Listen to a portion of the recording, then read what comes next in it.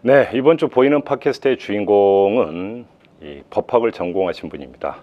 시민의 자유권을 그 누구보다 이 소리 높여서 외치고 있는 법학자이기도 하시고요. 그 다음에 다수의 그 책을 저술하신 저술가이시기도 합니다. 여러분, 헌법의 풍경, 욕망해도 괜찮아, 이런 책 기억하십니까? 바로 보이는 팟캐스트 이번 주 주인공은 김두식 교수입니다. 잠시 후에 만나뵙겠습니다.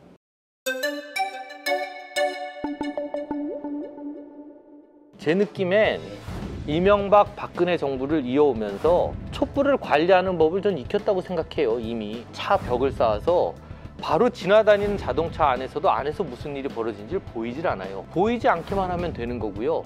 언론에 보도 안 하면 되는 거고, 그러면 시청 안에 몇 명이 모이든 상관없다라고 하는 일종의 관리 기법을 익힌 정부 앞에서 10만을 자꾸 얘기하는데 왜 10만은 기준이 어디서 나온 거냐? 숫자에 집착을 하면서 자기 구덩이를 파냐, 비판적인 생각이 들고요. 보수적인 사람들이 관리 방법을 익힌 상황에서 다음 단계는 뭐 해야 되는가 하는 거를 좀 고민해 봐야 될 필요가 있다고 생각합니다. 제가 단언하건대 나를 드러내고자 하는 욕구 없이 책을 쓴다는 거 저는 거짓말이라고 생각하고요. 그래서 스님들이나 뭐 신부님들 이런 분들이 욕망을 내려놓으라 뭐 이런 책으로 베스트셀러가 되는 거 보면 전 그거 이상 모순이, 어쨌든 저도 그런 욕망이 늘 있었던 것 같아요. 그런데도 씹히고 싶지는 않고, 그러다 보니까 이제 제 글쓰기의 문제가 안전하지만 밋밋한 글이 되는 거예요. 그래서 제 글을 좋아하는 독자들을 보면 다 저랑 똑같은 사람들이 겁이 많고, 우리 정치 문화도 그렇고 우리 사회 전체의 분위기가 끝없이 사냥질이 벌어지는 분위기잖아요. 한 10대 후반 20대 초반에 막 섹스를 하면서 풀었어야 되는 어떤 에너지가 그 시기에 다 공부하고 교회 열심히 다니고 영어 공부하고 취직 준비한다고 그걸 다 누르고 있다 보니까 30대 후반 40대 정도가 돼서 약간 안정을 되찾은 시점부터 내 주변에 혹시 어떤 행복한 새끼 없나 이런 눈으로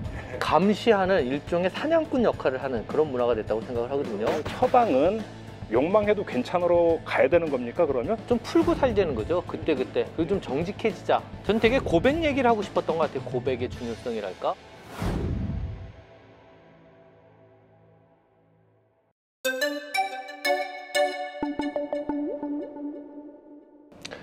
네, 교수님 안녕하세요. 네, 안녕하십니까. 아주 오랜만에 뵙습니다. 네, 오랜만입니다. 휴가는 좀 다녀오셨고요, 이 땡볕 더위에. 네, 휴가는 뭐 잠깐 출장 겸 미국에 간 김에 네. 뭐 잠깐씩 쉬기도 하고 그랬었고요. 네. 좀 서늘한 지역이었습니까, 미국은? 더 더운 아닙니다. 데로 간 건 아니고? 뉴욕하고 워싱턴 DC를 다녔는데 네. 그때 여기는 비가 많이 오는 시기였는데 네. 미국은 정말 엄청나게 더웠습니다. 비선은 아니었고. 네, 갔다 오니까 이제 여기가 또 더위가 시작이 되더라고요. 예. 그래요. 저희가 그 보이는 팟캐스트를 항상 뜬금없는 질문으로 시작을 하는데, 네. 뜬금없는 질문을 좀 제가 하나 드릴게요. 제가 어디선가 주워 들은 얘기인데, 네. 교수님께서 시간이 되고 상황이 되면, 그래서 이제 요즘 도심 뭐 촛불 집회도 가지만 도심에서 이런데 이제 뭐 소규모 집회도 있고 이렇지 않습니까? 근데 꼭 그렇게 이제 들러서 그냥 군중 속의 한 사람으로 지켜보고 이러신다는 얘기를 제가 어디선가 들었어요, 바람결에. 네. 맞습니까? 뭐 제가 집이 일단 서울에 있는 집이 시내 한복판에 있고요. 그래서 워낙 저녁 때 산책 삼아서 한 1시간 코스 정도로 대한문, 그 다음에 뭐 교보문고, 서대문 이렇게 쭉 돌아서 집으로 들어가거든요. 그러니까 그러다 보면 특히 작년 같은 때는 그 왜 길거리 강연을 대한문에서 진행 중이었기 때문에 저녁에 그때 뭐 한 7시 정도 돼서 나가면은 늘 정말 훌륭한, 어디 가서 쉽게 접하지 못할 훌륭한 강사들이 나와서 아주 압축적인 강의를 해 주시더라고요. 그래서 그거 듣는 게 사실 좋았었고요, 저녁 시간에는. 그 다음에 작년 같은 경우는 특히 이 상당히 유명한 어떤 분들하고 그 다음에 방금 해고당한 분들하고를 엮어가지고 같이 강의를 진행을 했었어요. 대한문에서 쌍용차 분향소에서. 그러니까 그때는 제가 하여튼 유명한 분들 강의도 좋지만 이 해고된 분들이 막 이렇게 눈물을 흘리고 이러면서 얘기하시는 거를 들으면서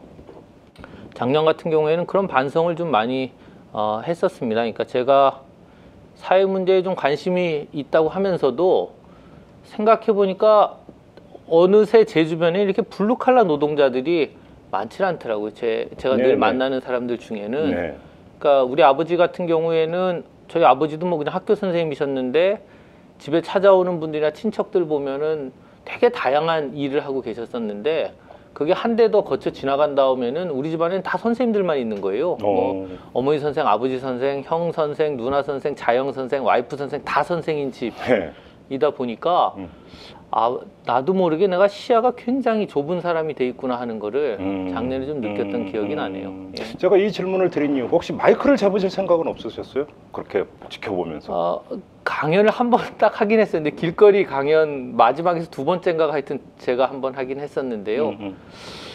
그 노동 이슈는 제 개인적으로는 솔직히 좀 부담되거나 좀 겁나는 부분도 있는 것 같고요. 그러니까 법학을 전공했다는 게 물론 안 그런 분들도 있지만 저 같은 경우에는 확실히 이 기존 체제를 좀 인정하고 시작하는 학문인 면이 네, 있는데요. 그렇죠. 그런데 노동자분들에 대해서, 그러니까 특별히 해고된 노동자분들에 대해서 뭐 동감하는 마음도 있고 어떤 식으로든 제도적인 대책이 마련돼야 된다는 생각이 있으면서도, 그러니까 제가 완전히 하나가 된다는 그런 느낌은 저도 못 받겠고 그분들도 그러신 것 같고요. 그래서 노동 문제에 대해서는 도움을 줄 수 있는 기회가 있을 때 도와드리다. 그러니까 부탁이 오거나 했을 때는 강의를 나가거나 이렇게는 하더라도 함부로 제가 발언할 수 있는 거는 아니구나. 뭐 그런 거 작년에 좀 느꼈습니다. 그 제가 좀 이 질문을 드린 이유가 뭐냐면 어떤 사회 문제나 이런 것들을 이제 바라볼 때 이제 어떤 위치에서 바라보느냐. 네. 그러니까 문학으로 치면 1인칭 주인공 시점으로 볼 것이냐, 그렇죠. 예, 3인칭 관찰자 시점에서 바라볼 것이냐라고 하는 문제가 있는 것 같아요. 그런데 혹시 교수님은 3인칭 관찰자 시점인가? 이걸 한번 여쭤보기 위해서였습니다. 저는 대체로 3인칭 관찰자 시점인 것 같고요. 네. 그러니까 뭐 촛불 집회나 이런 데 나가더라도 주로 보고 있는 사람인 것 같아요. 예. 왜 그러시는 거예요? 일단 천성적으로 겁이 많고요. 천성적으로 겁이 많고 예. 그다음에 뭐 함부로 이야기를 했다가 나중에 그거 아니잖아 같은 얘기를 듣는 거에 대한 두려움도 좀 있는 것 같고요. 그러니까 먼저 얘기할수록 그런 위험이 좀 커지지 않습니까? 그게. 그렇죠, 물론 그러니까 그렇죠. 되게 제가 자신 있는 사안, 그러니까 주로는 자유권 관련된 문제들인 것 같아요. 그래서 예를 표현의 들면, 자유라든지. 네, 표현의 자유라든지 뭐 국가 정보기관이 뭐 선거나 이런 데 개입한다든지 이런 문제에 네. 대해서는 비교적 빨리 그냥 이건 잘못된 거고 명백히 잘못된 거고 보수 진보를 떠나서 이 문제에 대해서는 바로 잡지 않으면은 근데 우리나라 선거 자체가 의미가 없어지고 그럼 민주주의의 기반이 무너지는 거다 이런 얘기를 금방금방 던지는데요. 근데 그거 이상의 이야기들에 대해서는 늘 좀 부담도 느끼고 근본적으로 겁이 많습니다, 제가. 그 겁이라 하면 어떤 겁입니까? 그 대중들한테 욕을 먹는 겁입니까? 어떤 겁니까? 겁이요. 예. 일단 출발은 제가 대학 때 제대로 데모 해본 적도 없고요. 몇 학번이시죠, 교수님? 86학번입니다. 좀 무척 창피하게 생각하고요. 그제 거의 하루가 멀다 하고 데모할 때인데 그러면. 맞습니다. 예. 그런데 늘 데모하는 현장에서 네. 제가 다니는 학교 같으면 문과대학 앞에 이렇게 약간 언덕에서 보면 데모 현장이 늘 내려다 보였는데 거기서 늘 보고 있기만 하고요. 나가지는 않은. 그게 뭐 굳이 변명하자면 뭐 연좌제 이런 것 때문에 저희 집에 뭐 무슨 외삼촌이 북한에 가고 뭐 이런 전력이 있어요. 그래서 60년대, 70년대 우리 집에 늘 경찰관이 찾아왔었고요. 이북에 가서 뭐 잘 되셨다는 것이 뭐 되셨는지 전 잘 모르겠는데 그래서 그럼 아니 납북되신 겁니까? 월북하신 겁니까? 월북입니다. 예, 아주 젊은 서울공대를 다니시다가 6.25 때 이제 월북을 하셨는데 6.25 때? 네. 그래서 사실 우리 집안이 아까 말씀드린 아버지 선생, 어머니 선생 다 선생인 이유가 공직 진출 자체가 좀 봉쇄돼 있었던 면이 있었고요. 네, 그렇죠. 옛날에는 연좌제가 시퍼렇게 살아 있었으니까. 맞습니다. 예, 그래서 뭐 해외 유학이 어렵다는 얘기도 있었는데 형이 해외 유학 갈 때가 되니까 그게 풀렸고, 그 다음에 제가 공직에 잠깐 진출할 때는 또 그것도 좀 괜찮아져서 제가 우리 집안에서 이런 뭐 그런 좀 공직 같아 보이는 공직에 진출한 거의 첫 번째 인물이기도 하고요. 예. 그게 늘 저의 마음속 깊은 곳에 불안이, 예를 들면 그 김근태 선생님 같은 경우에 6.25 때 나이가 굉장히 어렸지만 나이 차가 한참 나는 형들이 왜 북한에 가시고 그랬잖아요. 그게 늘 조사받거나 그럴 때 고문받을 때에도 이 일종의 간첩 조직과의 연계로 활용하려고 하는 그런 시도가 늘 있었는데 네. 어려서부터 그렇게 듣고 자란 것 같아요. 중고등학교 때도 우리 집은 걸리면 끝이다 하는 얘기 압박감이 상당하셨겠네요. 좀 있었습니다. 예. 뭐 이게 전 변명이라고 생각하고요. 이런 모든 어떤 어려움에도 불구하고 민주화 운동에 나섰던 분들이 많이 있으시기 때문에 하여튼 변명인데 그런 두려움 같은 거 늘 있는 것 같아요. 그래서 뭐 욕먹는 거에 대한 두려움도 있고요. 네, 욕먹는 거가 예. 그러니까 칭찬에 대한 욕구가 늘 있었던 거. 공부 잘하는 애들이 좀 그런 면이 다들 있는데요. 그게 솔직한 심정이 욕먹는 것보다 칭찬받는 게 100배 좋죠. 근데 그게 이제 칭찬받고 싶은 어떤 그런 갈급한 마음? 그런 게 다른 사람보다 더 강한 것 같고. 네, 욕먹을 때에 받는 충격 같은 게 남들보다 좀 크지 않았나 싶기도 하고요. 늘 칭찬만 듣고 자랐기 때문에. 네.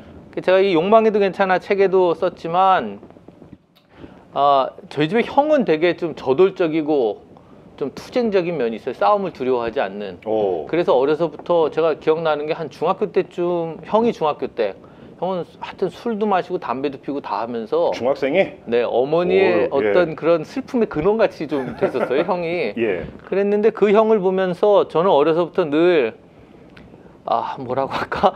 어머니의 마음을 아프게 해서는 안 된다 같은 네, 그런 것도 좀 강했던 것 같아요. 착한 아들 컴플렉스 비슷한 네, 게 그거 있었구나. 좀 제가 좀 있습니다. 예. 그래서 그래도 제가 트위터를 하면서 그 좀 멘탈이 세졌다고 해야 되나요? 예. 그런 건 좀 있는 게 트위터에는 제가 뭐 고마워하기도 하고 이제 고마워하는 분들 일종의 까대기 대장 또는 그 모두 까기 인형 같은 분들이 있으세요. 어떤 상황에서도 뭐든지 까는 모든 영역에 대해서 네, 모든 영역에 대해서 아주 코멘트를 비판적인 다 하고, 예. 코멘트하고 비판적인 분들이 있으신데 네.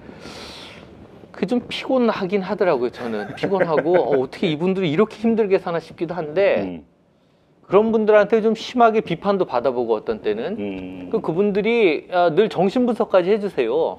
그래서 정신분석도 한번 받아보고 그렇게 하면 사례 좀 얘기해 주세요. 어떤 정신분석을 받아보신 적 있어요? 정신분석은 뭐 예를 들면 제가 한겨레에서 공지영 선생님 인터뷰했을 때 네. 실시간으로 막 타임라인에 제 이름이 올라가는 걸 본 적이 있거든요. 예. 이 시점에 왜 공지영을 인터뷰했냐 같은 걸 하면서 저명 작가한테 일종의 눈도장을 찍어서 네. 뭐 하여튼 뭐래도 해보려고 하는 뭐 하여튼 김정일 선생님 그런 욕도 많이 먹으시잖아요. 종종 아닌가요? 전 그런 욕은 먹어본 적이 없는데. 예. 그러니까 하여튼, 쉽게 하면 그러니까 그 유명세에 편승하려고 했다 이런. 어쨌든 욕망. 어떤 너의 욕망은 이런 것이다라고 분석을 해주는 글들이 올라오는데요. 예. 보다 보면 다 맞아요. 그래서 그냥 그것도 수용하게 되면서 그럼 약간 좀 강해지는 면 있는 것 같고요. 욕 먹고 그다음에 그렇게 욕을 먹어도 뭐 죽거나 하지 않는다 같은 경험을 한번 하고 나면요. 예. 그다음에 그 지나고 나면 또 다 잊어버리고 언제 그랬냐는 듯이 또 저한테 맞아요. 멘션도 보내고 또 친구가 되기도 하고요. 맷집이 생겨요. 그죠? 맷집. 그 표현이 정확한 것 같습니다. 예. 맷집. 그죠? 그게 제가 SNS에서 좀 배운 게 있다면 맷집이고요. 그게 좀 진전이 되다 보니까 제가 최근 한 6개월 동안 제 인생에 가장 큰 성취가 있다면 네. 제가 더 이상 인터넷에 제 이름을 검색하지 않게 된 거가 가장 큰 성취거든요. 왜 그게 성취예요? 아니 저 초월한 겁니까 그러면? 그전에는 제가 약간 유명해졌다고 느낀 시점부터 네. 누가 뒤에서 나를 욕하고 있지 않나 싶어가지고 자꾸 그 네이버나 다음 검색창에 제 이름을 찍어넣게 되더라고요. 근데 이해해요. 전 다 그러고 있다고 생각하고요. 다들 말씀들을 안 하셔서 그렇지 다들 예. 그렇게 지내고 계실 텐데 예. 일단 시간이 너무 많이 들고요. 네. 그 다음에 8명이 저를 칭찬을 해도 2명이 저를 까는 글을 읽으면은 그 2개만 남죠. 한 2개만 나고 2, 3일이 일이 안 돼요. 그게 계속. 그 다음에 아무도 묻지 않은데 계속 자기 변명을 하게 되는 그 글을 염두에 두고 나는 그런 사람 아니다. 나는 사실 이런 착한 사람이다 하는 얘기를 묻지도 않았는데 자꾸 얘기하게 되는 문제가 생기더라고요. 그래서 6개월쯤 된 것 같아요. 이거 진짜 거의 신앙적인 결단으로 내가 내 이름을 검색하지 않으리라 결심을 하고 예. 안 하기 시작을 하니까요. 예. 한 보름 지나고 한 달 지나니까 그동안 안 한 게 아까워서 이 결심을 계속 지키기 위해서 안 하게 되더라고요. 그런데 그게 주는 마음의 평화랄까? 그게 예. 왜냐면 그전에는 내 이름을 검색을 하면서도 음. 검색 안 하는 척하고 살아야 되잖아요. 그렇죠. 그래서 제가 등급을 매기자면 맨날 검색하면서 검색 안 하는 척하고 사는 사람이 있고 그거보다 훨씬 훌륭한 분들은 어떤 분들이 있냐면 지승호 선생님 옛날에 가끔 그러셨는데 알라딘 같은데 서평에 막 이렇게 혹평을 써놓은 거 보면 지승호 선생님이 직접 뛰어드는 거예요. 거기 지승호입니다 이렇게 하고. 오. 근데 그거는 저는 되게 정직하고 솔직한 반응이라고 생각을 했었거든요. 근데 제가 감히 말씀드리자면 아예 안 보는 게 한 그 다음 단계 정도 되는 거 아닐까 하는 생각 좀 해봤고요. 그러니까 이게 근데 어느 데선가 제가 읽은 기억이 있는데 그 교수님께서 글로 유명해지고 싶은 욕망이 있다고 말씀을 하셨어요. 있는 거죠. 네. 그런데 네. 겁이 많았어요. 네. 의식도 많이 했어요. 네. 그런데 또 한편으로는 글로 유명해지고 싶다. 이건 좀 있는 모순되는 거 아닙니까?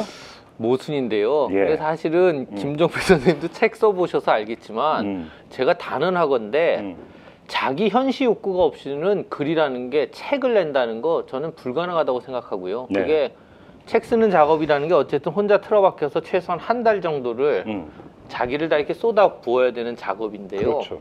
나를 드러내고자 하는 욕구 없이 책을 쓴다는 거 저는 거짓말이라고 생각하고요.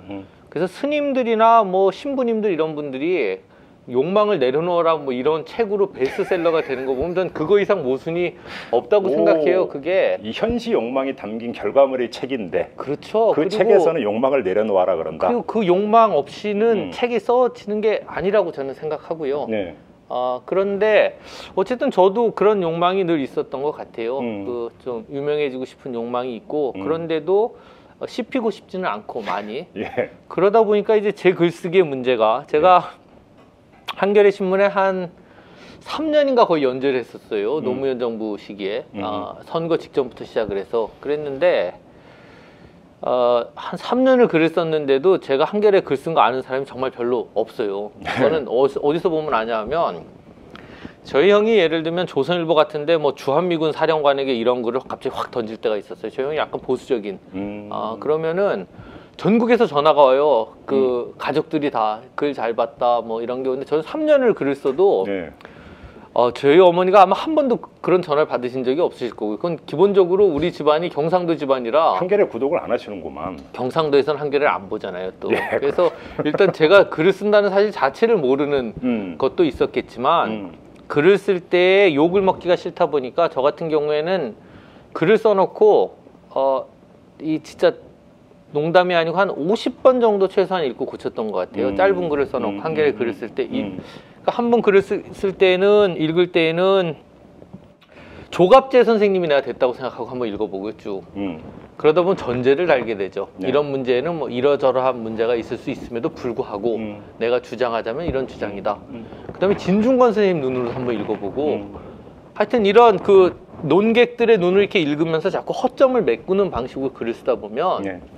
안전하지만 밋밋한 글이 되는 거예요. 그게 글이라는 게 돌출된 거를 계속 맞습니다. 정으로 깎아내는 맞습니다. 거죠. 네, 확 지르는 맛이 있어야 되는데 그래서 제 글을 좋아하는 독자들을 보면 다 저랑 똑같은 사람들이 겁이 많고 아니면 교회를 다니거나 이런 분들이 네. 제 글 읽으면서 감탄해요. 오 김두식 교수 어쩜 이렇게 용기를 내냐. 자기 기준에 예. 자기 수준에 욕망에도 괜찮아 책도 마찬가지였던 것 같고요. 그래서 이게 그런 욕망하고 조심스러운 마음이 같이 있다 보니까 늘 하나마나한 얘기들 쓰게 되는 면이 있고요. 옳은 얘기지만 조심스러운 너무 얘기들. 지나친 겸손 아닙니까 혹시? 지금 그 아닙니다, 말씀은? 아닙니다. 그래서 그게 제 한계였다고 늘 생각을 하고 있습니다. 근데 그거 안 바뀌더라고요. 타고난 게 잘. 예. 그렇죠. 천성도 좀 일정하게 작용을 네. 하는 것 같아요. 성격적인 요인도 제가 볼 때는 일정하게 애를 작용하는 거고. 키워보면요. 예. 애기 키우고 하면서 그러니까 요즘 이런 생각이 들어요. 사람 참 안 바뀌는구나. 정말 거의 타고난 모습을 어떻게 그 안에서 갈고 닦냐 하는 거지. 그렇죠. 이 사람이 딴 사람이 되거나 하는 그런 그렇죠. 일은 이 얼굴이 없더라는 거죠. 아빠나 엄마의 붕어빵으로 가는 과정은 그렇다 치더라도 네. 저도 애를 키워서 아는데 어떻게 성격, 네. 심지어 식성까지 예. 그렇게 붕어빵으로 가는 거 이건 교육으로 시킨 것도 아니에요. 맞습니다. 예. 우리 딸은 저보다 겁이 더 많아요. 그래서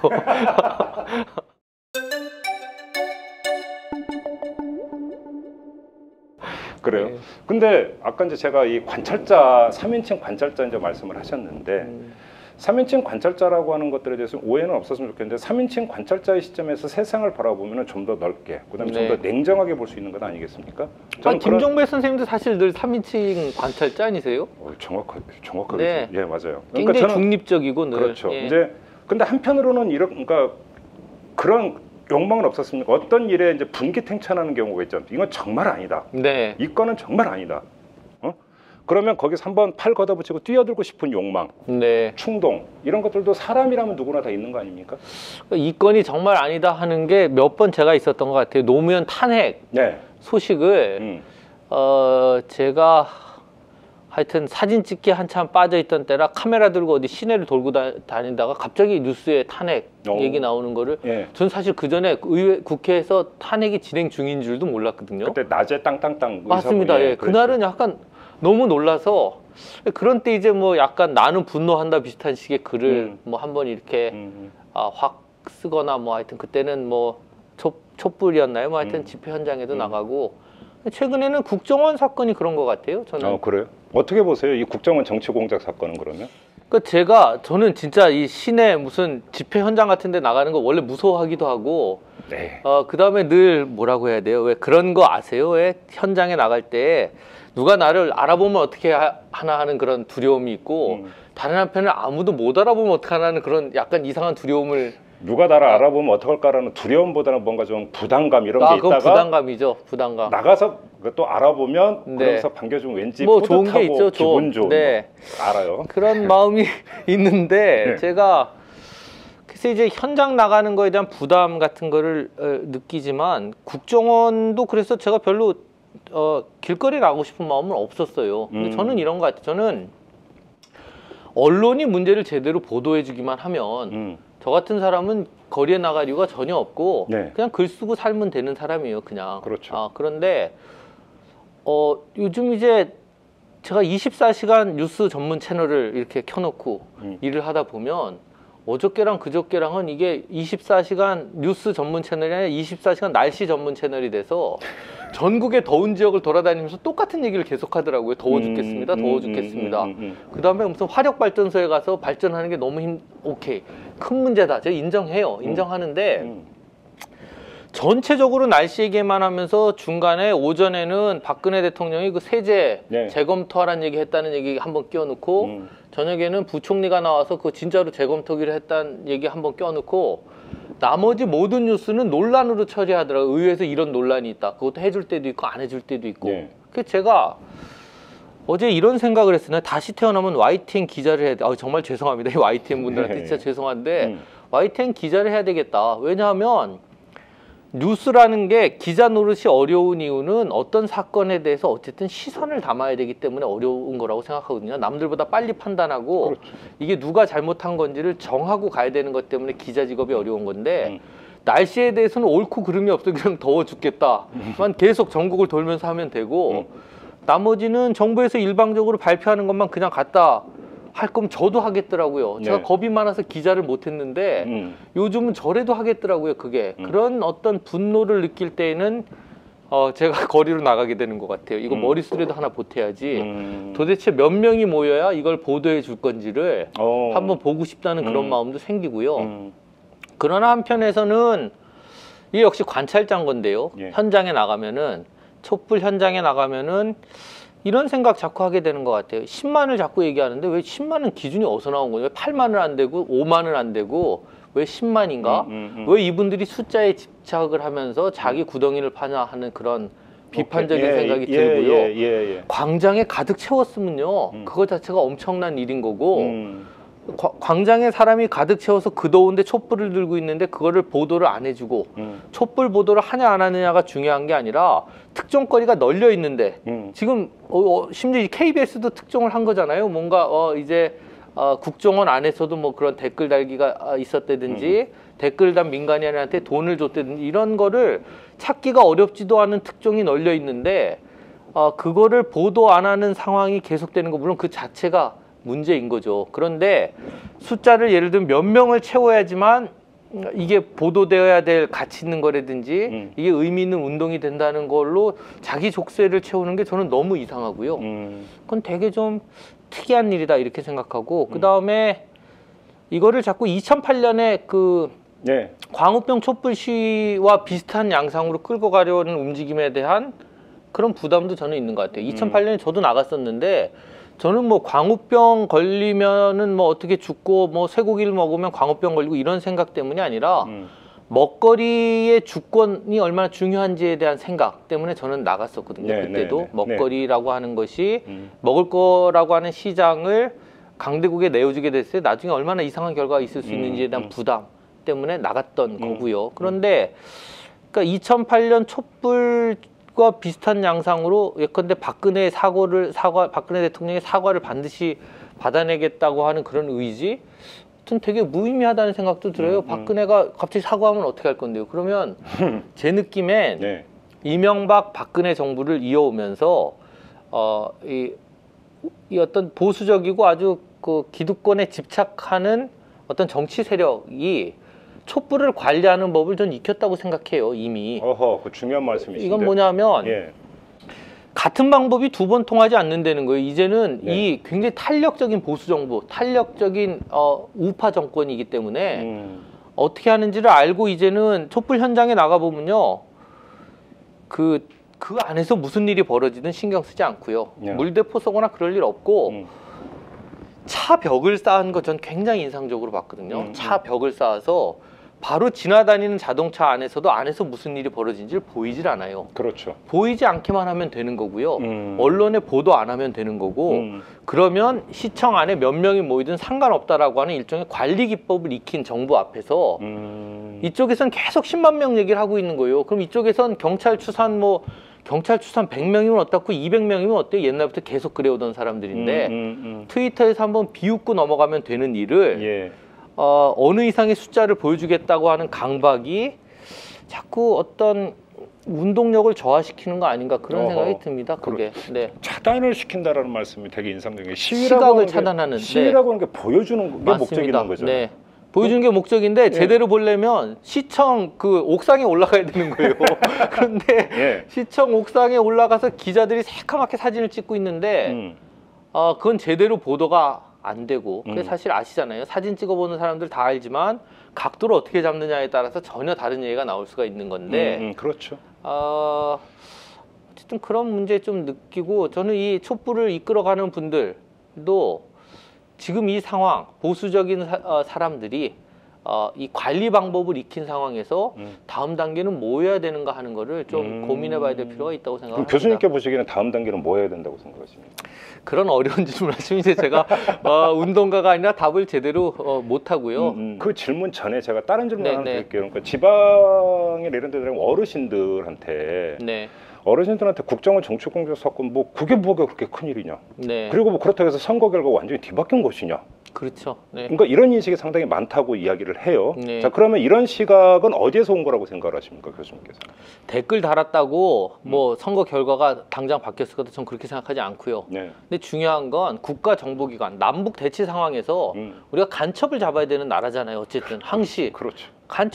전 간첩 있다고 생각해요. 그 이북 친구들이 내려 보내겠죠. 예. 그런데 간첩 잡아야 하는데 70년대, 80년대 한국 정보기관과 경찰이 저지른 가장 나쁜 짓은 뭐냐 하면 학생들을 잡아서 고문하고 간첩으로 모는 바람에 그래서 지금 막 엄청 재심에서 엄청 무죄가 쏟아지고 있거든요. 맞습니다. 예. 진짜 간첩을 잡아도 아무도 믿는 사람이 없어졌다는 거예요. 우리가 어쨌든 북한하고 대치하고 있는 상황에서는 정보기관의 역할이 너무너무 중요한데 이 북한하고 싸워야 되는 기관이 남한 사람들을 상대로 이 댓글 달기를 하고 있는 거는 제가 볼 땐 국기를 흔드는 사건이고요. 이게 간첩 잡아야 될 인력을 이렇게 운영한 사람들은 벌을 받아야 되고요. 네.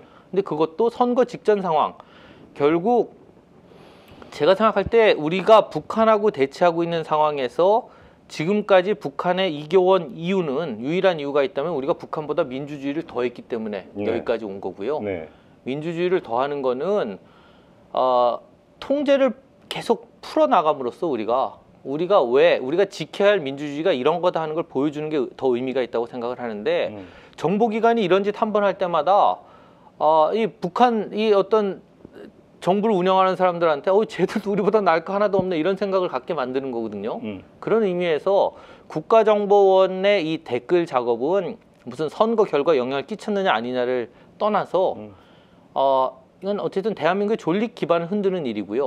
근데 저는 생각보다 아주 보수적인 분들도 네. 예를 들면 새누리당에 계신 국회의원 중에도 생각 있는 분들은 이게 엄청난 일이고 이거 한번 바로잡아야 된다는 거에 대해서 저는 동의한다고 생각해요. 그냥 표현만 안 할 뿐이다. 대한민국에 그 정도 보수 세력은 전 있다고 생각을 네. 하고요. 네. 말씀하신 뭐 시골에 계신 무슨 노인 양반들이 이거에 대해서 댓글 정도 단다고 말씀은 그렇게 하시지만 그분들도 그러니까 제가 지난 선거를 거치면서 되게 웃긴다고 생각을 한 게 이런 거예요.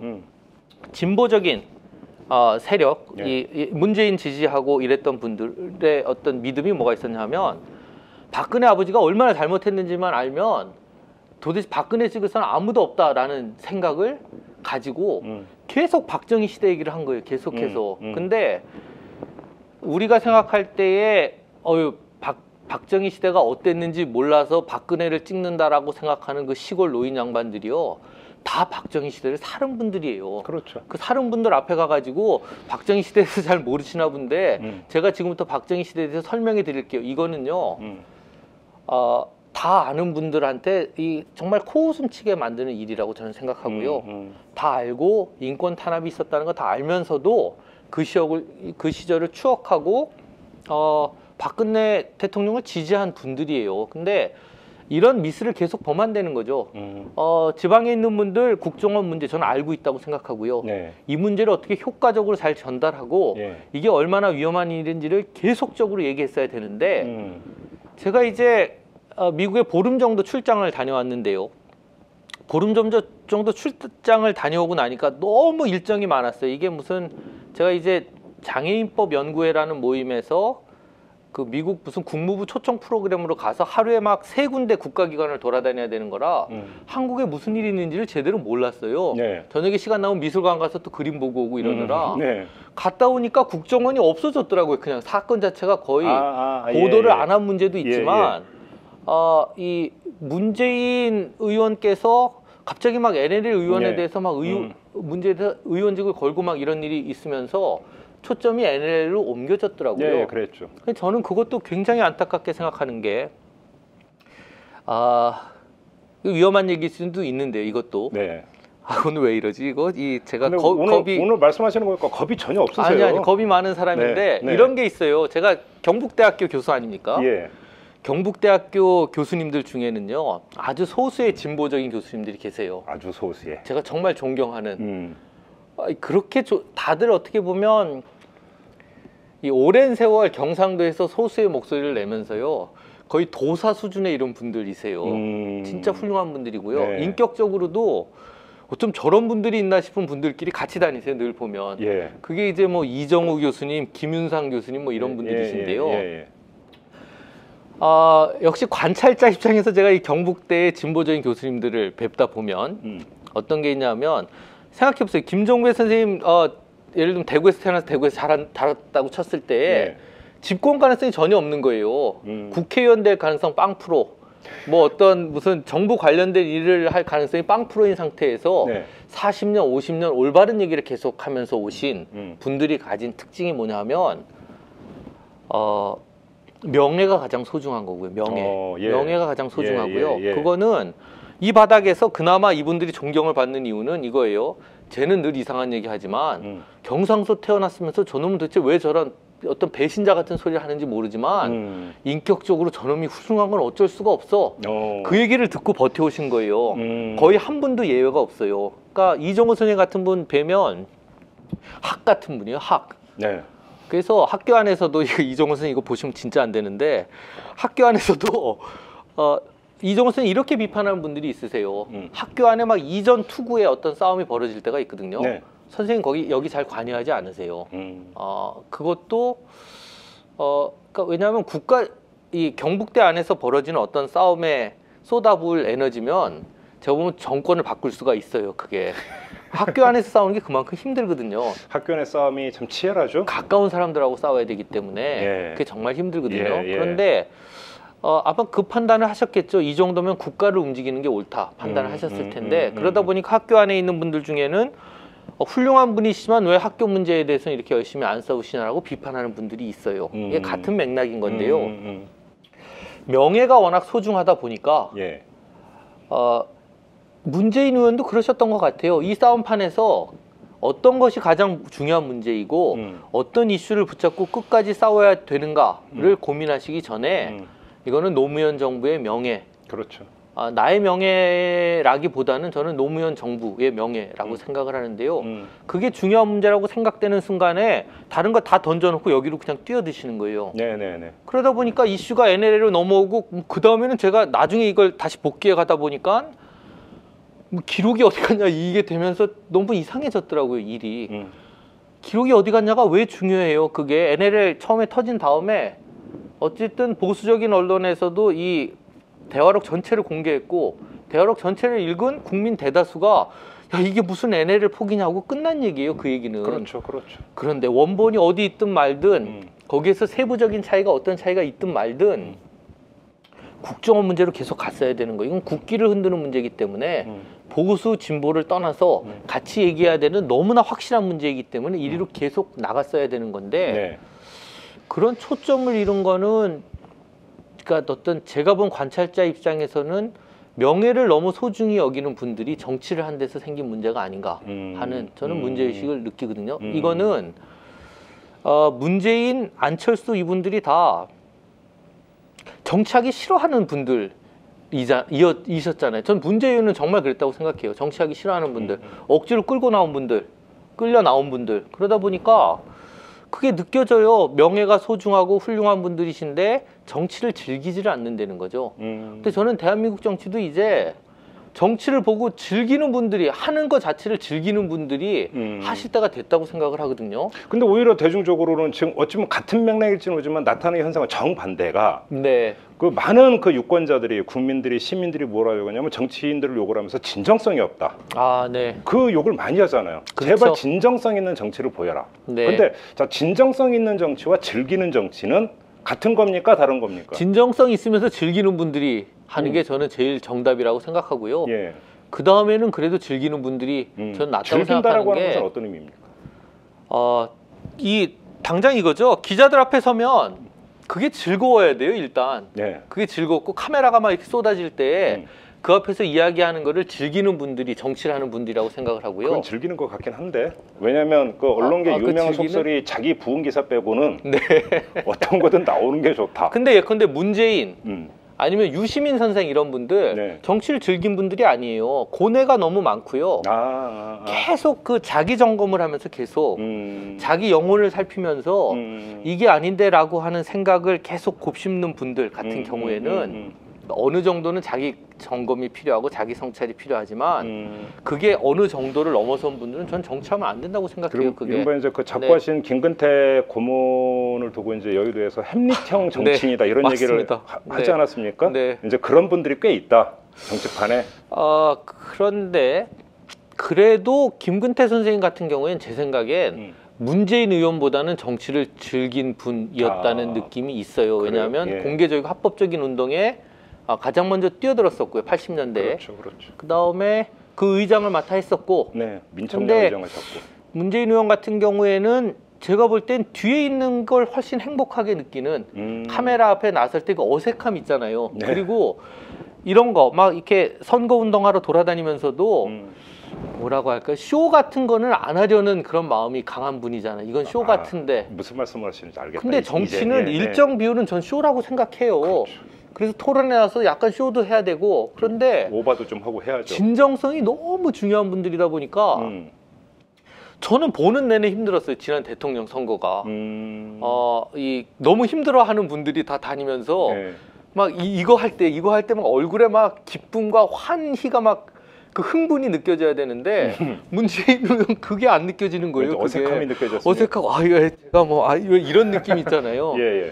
훌륭한 분이고 좋은 분이지만 정치는 좀 더 정치 자체를 즐기는 분들이 했으면 좋겠다는 생각이 저는 있습니다. 네. 알겠습니다. 지금 교수님 말씀에서 말 그대로 이제 감정이 투사가 되면서 네. 정말 뛰어들고 싶었던 사안으로 두 가지를 말씀을 하셨어요. 자, 근데 네. 제가 하나 더 여쭤볼게요. 아까 이제 그 가족사를 말씀하시면서 이제 외삼촌께서 6.25 때 이제 월복을 하셨고 그러면서 연좌제에 대한 공포 이런 걸 말씀하셨잖아요. 네. 그러면 2002년 대선 때 당시 노무현 후보를 두고 장인이 뭐 빨치산이었다라면서 막 네. 공격을 한 적이 있지 않습니까? 이때는 어떻게 받아들이셨어요?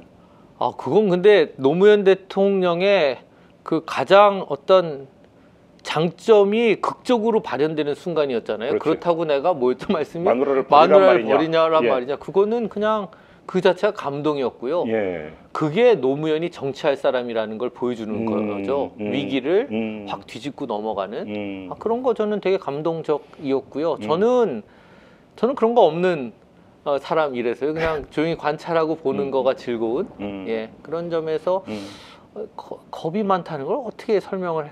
하여튼 겁이 많아요. 근데 겁이 많다라고 하는 것은 어떤 자기 엄격함이 강하다라는 그런 뜻 아닙니까?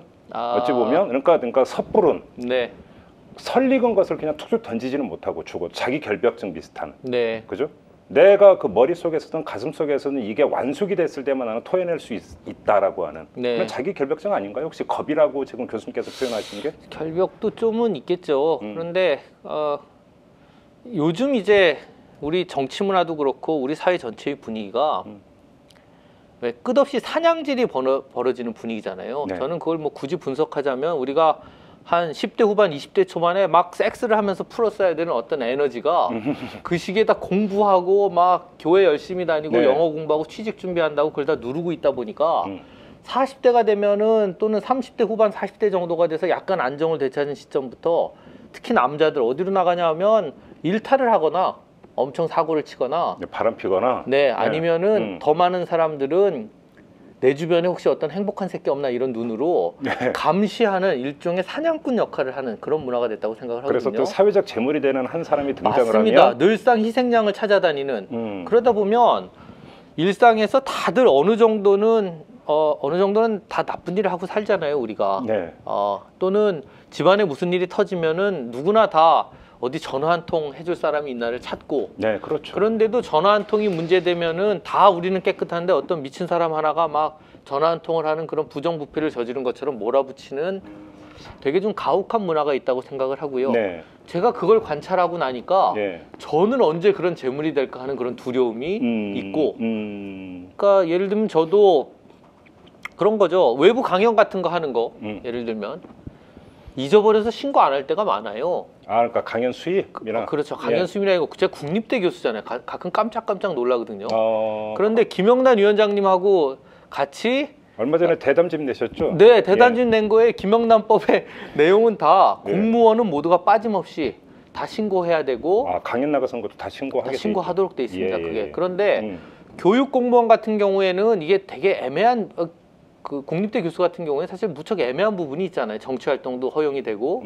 그런데도 지금 현재 만들어진 지침에는 국립대 교수라고 따로 지침을 마련할 수 없으니까 다 장관하고 다 뭐 하여튼 다 일반 공무원하고 똑같은 기준을 적용할 수밖에 없다라고 정해놨는데 외부 강의를 하는 데에 장관이 받을 수 있는 최대 한도가 30만 원인가 그래요.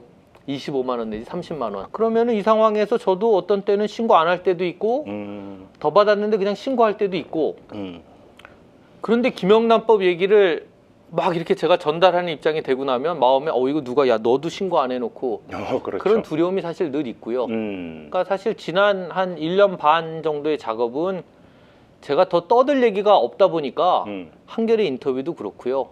제가 남 얘기를 좀 담아내는 그릇 노릇을 한 1, 2년 정도 해보고 싶다는 생각이 있었어요. 그러니까 사실 김영란 위원장님하고 낸 책 같은 경우에도 김영란 법, 김영란의 목소리를 담아내는데 주된 목적이 있었던 책이지 제 목소리를 담은 책은 사실 아니거든요. 근데 그렇더라도 뭐 마음 한구석에 그런 어떤 깨림직한 마음 같은 게 늘 있는 거고요. 그러니까 완벽성이 추구되고 한 가지만 잘못하면 여지없이 희생양이 돼서 내쳐지는 문화에서 그냥 약간의 관찰자 정도 위치가 안전하겠다는 그런 생각을 하게 된 것 같아요. 김종배 선생님 왜 그러세요? 왜 늘 관찰자로 만 살고 직접 막 촛불을 들거나 그러지 않으시는 거?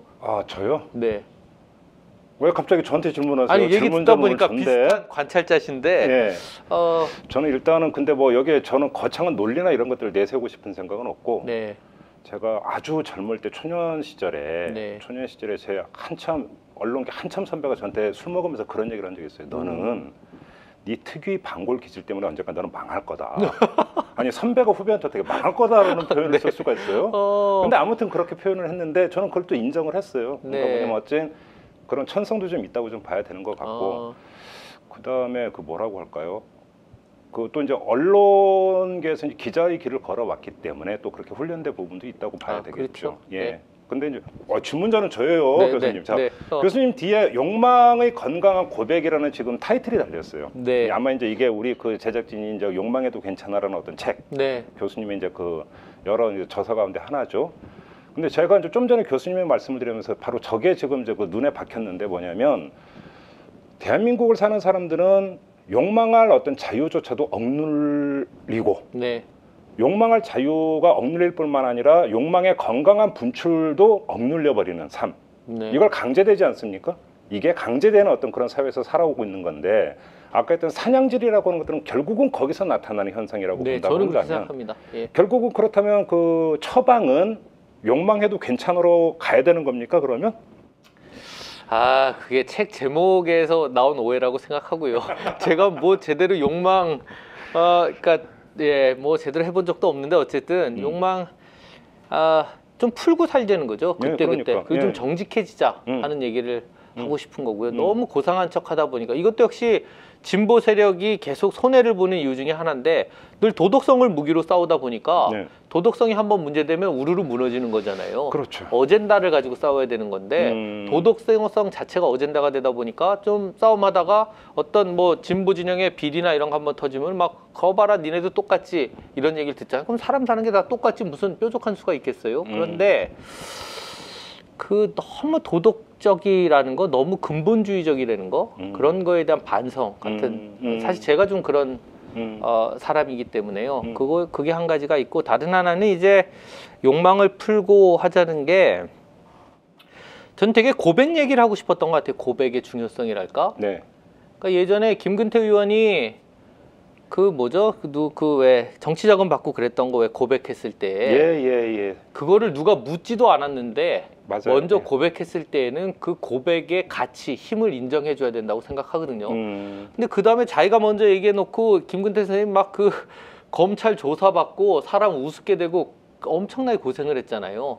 근데 그거 저는 우리 문화에서 이게 왜 중요하냐면 우리가 어느 정도는 모든 사람이 부패한 오랜 세월을 보내온 나라잖아요. 그렇죠. 그러니까 어느 정도는 부패에 발을 담그지 않으면은 사소한 부패들에 발을 담그지 않으면 살 수가 없었던 그런 역사와 문화를 가진 상황에서는 먼저 고백하는 사람한테 그 가치를 좀 인정을 해주고 그래 고맙다 네가 먼저 고백해준 거 우리가 그거를 좀 다 그런 면이 있으니까 일종의 고백 운동 같은 게 있었으면 좋겠다는 나이브한 생각을 제가 늘 하고 살거든요. 다 같이 잘못한 게 있으면 좀 얘기하고 그 다음에 어떻게 앞으로는 조심할 건가 어떻게 하면 이런 잘못을 저지르지 않을 수 있는 합리적인 시스템을 만들어 갈 건가 같은 얘기가 좀 돼야 되는데 계속 올바른 얘기를 할 게 요구가 되잖아요. 그러다 보면 다들 올바른 얘기만 하다가 나중에 보면 다 어느 정도 잘못은 있고 그래서 또 다 같이 무너지고 이게 이제 아까 사냥꾼을 만들어내는 욕망 구조하고 같이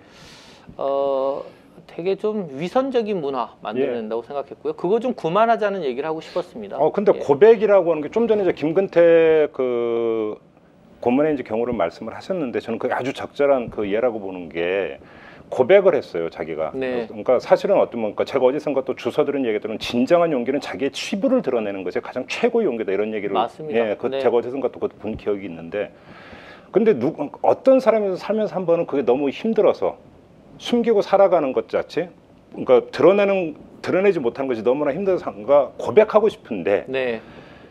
고백을 할 마음이 없는 게 아니라 고백을 하고 난 이후에 후과가 너무 두려워서 그렇죠. 그 네. 사회가 더 문제인 거 아닌가요? 맞습니다. 왜냐면 너 진짜 용기 있게 고백했다. 너의 진정성을 정말 높이 산다. 이렇게 네. 가는 게 아니라 너 잘 걸렸다. 그게 선생님 김근태 건도 있지만 네.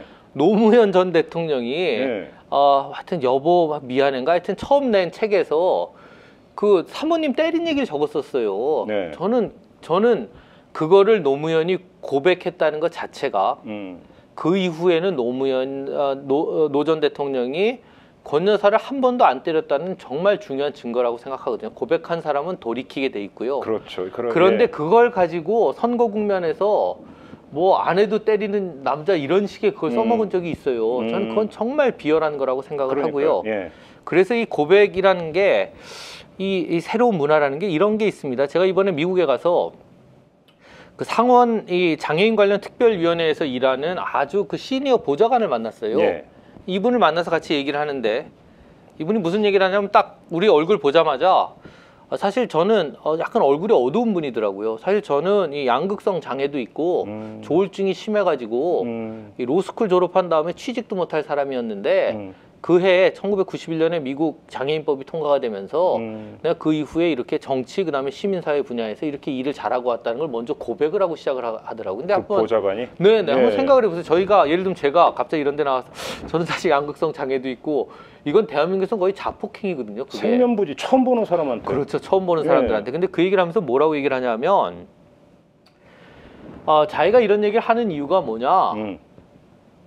누구나 다 정신적인 문제가 있다는 거예요. 사실은. 그렇죠. 모든 사람에게 그렇죠. 어느 정도의 그렇죠. 성격적인 문제가 있는데 다 같이 그걸 이렇게 고백을 하기 시작하면 주변에 대부분의 사람들이 이런 정신적인 문제를 안고 사는구나 하는 걸 알게 되고 그러면은 이런 사람들을 보는 차별적인 시각이 없어진다는 거죠. 네, 이거는 벽장에서 나오라고 하는 동성애자들의 커밍아웃의 중요성을 강조한 하비 밀크 같은 사람의 얘기랑 똑같은 얘기거든요. 근데 이게 저는 어쩌면 전 분야에 확산될 수 있는 어떤 키워드라고 생각하고요. 고백이. 그게 이제 김두식의 고백 연재했던 이유고 김종배 선생님 나와서 고백하셨었잖아요. 그게 그렇죠. 여러 가지 사실 되게 뜨거운 얘기를 많이 들려주셨었는데 한번 이런 고백의 문화가 확산이 되면 이 사냥꾼의 문화를 바꿀 수 있다는 그런 좀 다소 나이브한 그런 꿈이 저한테 있어서 이런 얘기를 자꾸 하게 되는 거고요. 그런 어떤 고백할 수 있는 문화가 가동될 수 있는 준비가 우리 사회에 지금 돼 있다고 보세요? 아주 냉정하게? 뭐 안 돼 있죠. 그죠? 네, 안 돼 있고요. 예. 네, 안 돼 있는데 저는 이런 거죠. 제가 한국 교회를 바라보면요. 한국 교회를 바라보면 평신도들 사이에 상당히 폭넓게 어떤 분위기가 이미 확산돼 있는데 목사님들만 모르는 경우가 많이 있어요. 개혁에 관한 어떤 꿈 같은 거, 네. 더 이상 옛날 방식으로 안 된다는 저변이 굉장히 넓어져 있는데 목사님들만 모르는 것처럼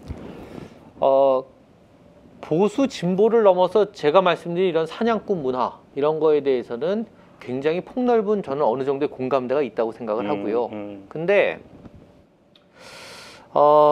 이 저널리즘 자체가 너무 이제 그걸 뭐라고 하죠? 황색으로 지금 가고 있는 거잖아요. 네, 그렇죠. 그러니까 근데 저는 이 시기가 좀 지나고 나면 어떤 생각을 하냐 하면 희생양 잡기 사냥꾼 노릇을 좀 하다 보면 뭐 미국이나 영국은 이런 시절이 없었겠어요. 지금도 이런 게 남아 있고 과거에 이게 극심했던 시절이 있지만 그러니까 프랑스 같은 데 보면 왜 톨레랑스가 중요하게 됐냐? 왕의 모가지를 쳐본 나라잖아요. 잡아다가. 그렇죠. 왕의 모가지를 쳐본 나라는 왕의 모가지 쳐보고 로베스피에르 모가지도 쳐보고 지네끼리 모가지를 계속 치다 보면 이거 안 되겠다. 이거 다 죽겠구나 하는 상황에서 톨레랑스가 생기는 것처럼 저도 우리 언론에서 이렇게 막 아무나 그저 무조건 뭐 신정화 변양규 지나고 보면 어처구니 없는 일인데 온 국가가 떠들면서 다 사람 죽일 것 같은 상황을 만들었던 경험이 이제는 좀 쌓였다고 생각하고요. 네.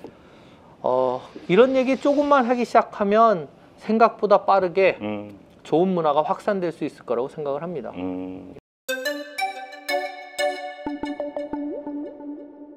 그래요. 좀 전에 교수님께서 그 김두식의 고백이라고 한겨레 이제 주말판에 연재했다고 말씀을 하셨으니까 모두 인터뷰가 34명이었던 거예요? 네, 아마 그쯤 되는 걸로 제가 기억을 하는데 인생을 들여다보셨잖아요. 네. 인터뷰어라고 하는 이 그 권력을 앞세워서 다른 사람의 인생을 들여다보셨잖아요. 자, 그러면 여기서도 역시 관찰자로 들여다보셨잖아요. 사실 제 인생에 정말 기억에 남을 만한 저는 행복한 경험이었고요. 그런데 각기 다른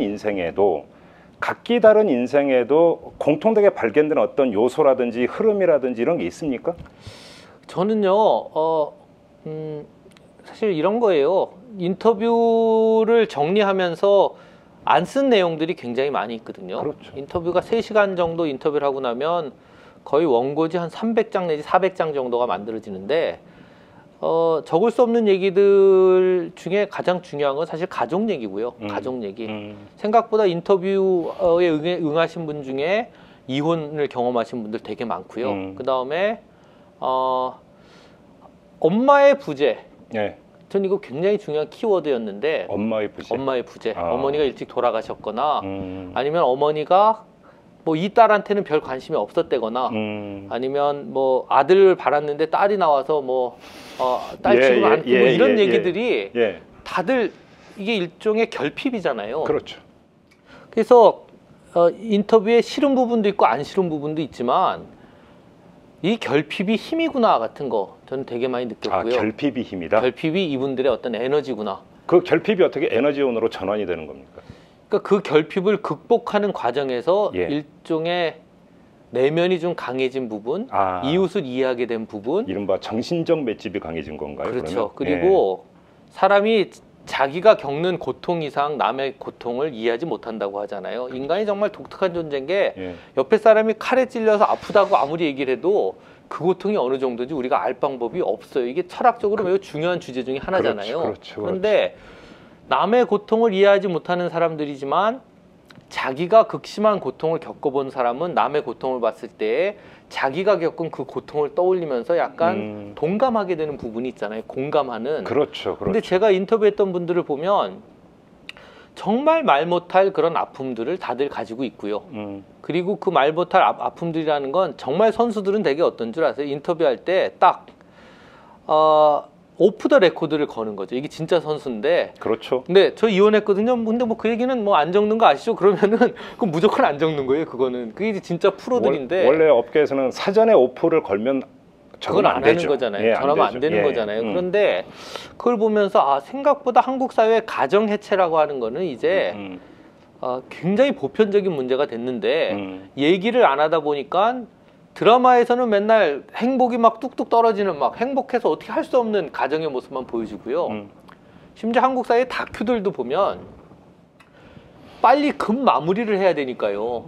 마지막에는 다 막 행복해. 그 전에 막 아내 때리고 막 이런 사람들이 마지막에 눈물 한 번 흘린 다음에 다시는 안 그럴 것 같이 다 화해가 되고 그냥 끝나고 아름다운 가정이 돼서 끝나잖아요. 보면 그렇죠. 등장인물들도 아름다운 가정을 보여줘야 된다는 강박에 빠져 있고요. 제가 볼 땐 사실상 가정이라고 하는 것이 더 이상 그 드라마 같은 가정 대한민국에 없고요. 다 나름대로 갈등을 안고 살고 다 따로 놀고요.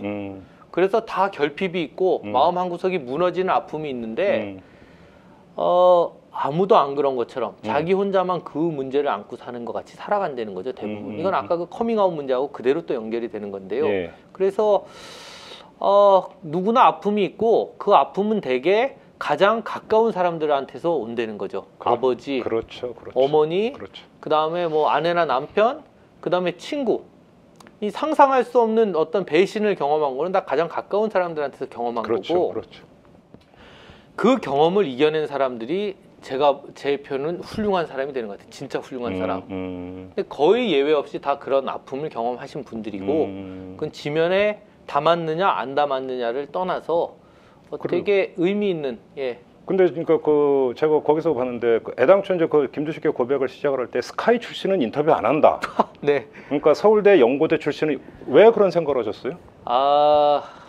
그건 제 창피한데요. 사실 저도 오랜 기간 학벌에 대한 열등감 같은 거 좀 있었어요. 제가 대학 입학 초기 이런 때 그거 제가 극복하기가 쉽지 않았는데 저의 선행 모델이 된 인터뷰가 이 직설 인터뷰였습니다. 한겨레 직설. 있었죠. 네, 한겨레 직설을 보면 50명인가 인터뷰했어요. 거의 매주 했었기 때문에 여성 인터뷰한 게 제 기억에 어쨌든 뭐 하나던가 두 개던가 하여튼 5손가락을 넘지 않는 나머지 다 남성이고요. 무척 진보적인 분들을 인터뷰했지만 거의 어쨌든 제가 세보진 않았지만 압도적인 서울대 그다음에 연고대 넘어서질 못하더라고요. 그게. 그런데 결국은 진보진영도 스카이가 그 이른바 말이 주요 지분을 점하고 있었던 겁니다. 그냥 서울대인 거고요. 대부분 서울대인 건데 저기서 처음 인터뷰할 때는 여성을 절반을 한다 결심을 했고요. 이거 밝혔고 우리 같은 팀한테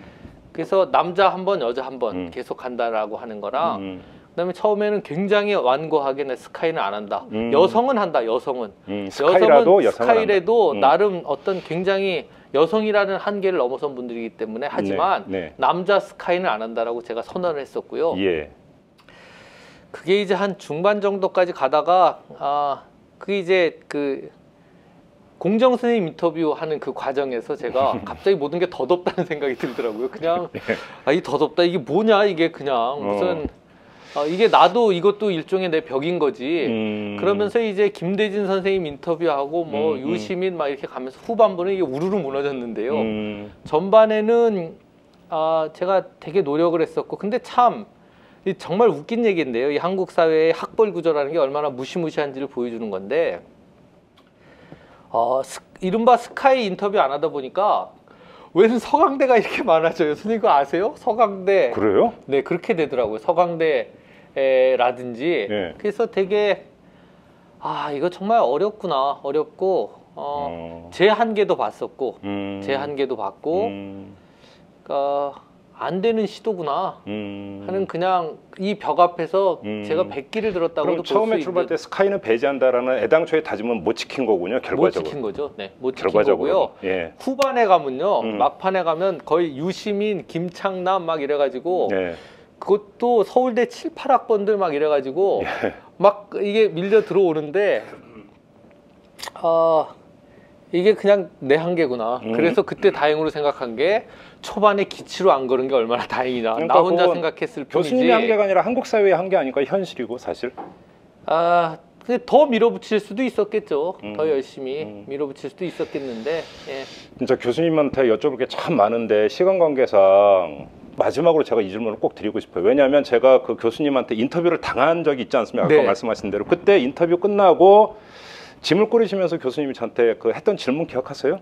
그건 뭐냐면 그때 제가 이제 인터뷰를 한 게 아마 제가 책을 낸 다음이었는데 네. 그때 저는 지금도 그걸 까먹질 않아요. 제가 되게 절망적인 얘기했던 거 네, 기억나요. 맞아요. 이런 책 왜냐면 팔릴 리가 어디 없다. 강연 가거나 이러면 꼭 저는 그 얘기를 하는데 네. 이 책 잘 팔려요? 그랬어요 교수님이. 그래서 네. 왜요? 그랬더니 안 팔릴 것 같은데요? 이랬어요. 네. 근데 그 이유가 뭐냐면 대한민국 사회에서는 오히려 진영의 귀의를 할 때 그것이 네. 환영을 받고 더 많이 팔리는데 이 책은 그런 책이 아니다. 이제 그런 취지였어요. 그래서 이제 교수님이 저한테 이제 그 던졌던 그 말씀의 행간이 뭔지는 저는 충분히 아는 건데 제가 근데 고스란히 지금 돌려드려야 될 게 자 네. 교수님 같은 경우도 결국은 어떤 진영에 귀의하는 게 아니라 네. 관찰자 시점을 유지를 해왔다라고 하는 이야기에는 1인칭 주인공 시점이 아니라는 얘기는 진영에 귀의하지 않는다라는 뜻도 거기에는 내포되어 있는 것 아닙니까? 네. 근데 그런 삶을 고수하실 겁니까? 그리고 그런 시점을 고수하실 겁니까? 저는요 사실은 중도가 아니고요. 예. 중도가 아니고 예.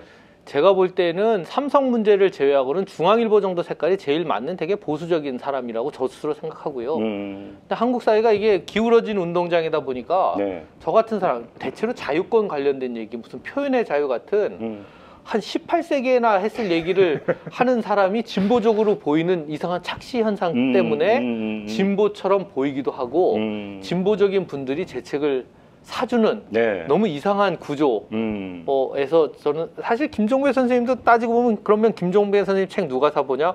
진보적인 분들이 사보지 그렇다고 보수적인 분들이 사보지 않는다고 저는 생각하거든요. 맞아요. 중도라고 네. 아무리 얘기해 봐야 그래요. 맞아요. 그래서 그냥 중간과 약간 왼쪽 사이에서 그냥 합리적인 분들한테 제 얘기를 전하는 것 정도가 제 뭐 어떤 역할이라고 생각하고요. 특히 제 독자들은 대부분 제 책을 순서대로 읽어본 분들이 많아요. 그래서 특별히 진짜 좁단데 그러면. 특별히 이제 네. 제가 가진 되게 근본주의적인 한계, 기독교 근본주의 한계를 제가 되게 어렵게 하나하나 넘고 있거든요. 동성애 문제 이런 거 얘기하면서. 그런데 제 독자들이 똑같으세요. 제가 진도 나가는 거 따라서 조금씩 이 벽을 깨운 분들이 저의 가장 진성 독자들이고요. 예. 저는 이분들이 뭐 한 추산컨대 한 10,000명쯤 된다고 생각하는데요. 와, 10,000명. 와. 네, 저는 그 정도로 정말 만족하는. 나머지는 그냥 추가적인 뭐 더 팔리는 거는 그냥 고맙고요. 그냥. 그럼 앞으로도 그러니까 집필 계획 혹시 계속 있으십니까? 지금 준비하고 있는 게 있어요? 현재 준비하고 있는 책은 아까 얘기한 제 형하고 같이 그 대담집을 하나 준비하고 있고요. 형님은 뭐 하시는 분이세요? 아까 좀 형은 잠깐 자연과학자입니다. 물리학을 전공한 예. 자연과학자인데 되게 이렇게 말을 확확 내뱉는 그런 스타일이고요. 그냥 그런데 예. 되게 직관적으로 맞는 얘기를 하는 부분이 있어요. 한국 과학의 현실 이런 거에 대해서 형하고 얘기를 나누면서 뭐 보수 진보의 시각 차이 같은 거 그런 걸 한번 보여주는 그런 책 준비하고 있어서요. 잘 됐으면 좋겠습니다. 그 형님이 이제 중학교 때 술 담배 하셨다는. 네, 맞습니다. 그 형. 어머님을 네. 되게 힘들게 네, 하셨다. 어머니 힘들게 하고요. 네, 네. 주한미군 사령관에게라고 하는 예. 북한이 쳐들어오면 주한미군 사령관과 어깨를 걸고 같이 싸우겠다라고 하는 그런 글을 조선일보에 싣기도 하셨었고요. 기고를 네. 하셨어요? 네, 기고 조선일보, 중앙일보 이런 데 자주 글을 쓰기도 그러세요? 했던 한때. 요즘은 안 쓰지만. 예. 그럼 그 책은 언제 나옵니까? 뭐 한 11월쯤 되지 않을까요? 10월이나 11월쯤. 네. 그래요. 알겠습니다. 그럼 형제 보수 진보의 시각이 이렇게 딱 형제이면서 네. 재밌을 것 같은데요. 그리고 과학에 관한 얘기이기 때문에 주로는 예. 그러니까 한국 과학계가 장원급제한 사람들이 과학계를 이끌고 있어서 장인 정신이 살아날 수 없다 뭐 이런 얘기, 귀 기울일 만한 얘기가 되게 많이 있습니다. 네. 예컨대 뭐 경기고 수석해서 그렇죠. 서울대 물리학과를 수석 입학하고 예. 미국 유학한 사람들이 예. 이 자연과학을 이끌다 보니까 음. 일본은 장인들이 과학을 한다는 거죠. 장인 정신을 가지고. 그렇죠. 그런데 한국은 그게 잘 안 된다. 뭐 이런 얘기들 담고 있는 뭐 재밌는 책이 될 것 같습니다. 알겠습니다. 예. 나오면 저도 한번 보죠. 네, 감사합니다. 자, 오늘 여기서 마무리하도록 하겠습니다. 교수님 고맙습니다. 네, 감사합니다. 네.